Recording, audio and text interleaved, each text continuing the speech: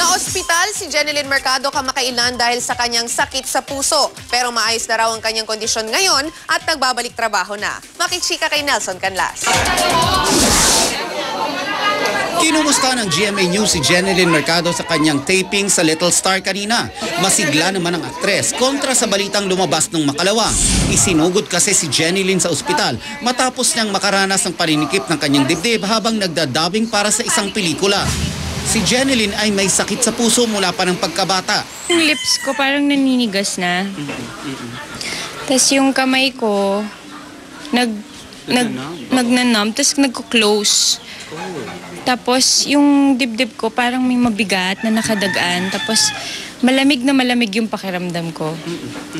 Tapos hindi na ako makahinga, parang sinasakal na ako. Ganun na yung feeling.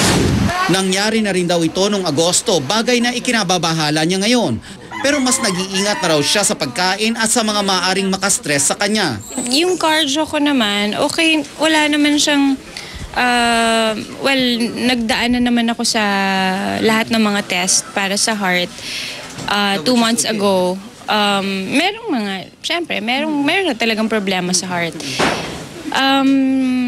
Hindi ko lang alam kung kailan siya talaga uma-attack. Nagpaplano na rin siya ng panahon para makapagpahinga ngayong parating na ang Pasko. Aren't you planning to take a break kasi parating na yung Christmas season para at least mapahinga man lang yung katawan? Yes, meron akong pinablock na vacation na para sa December para makapagpahinga.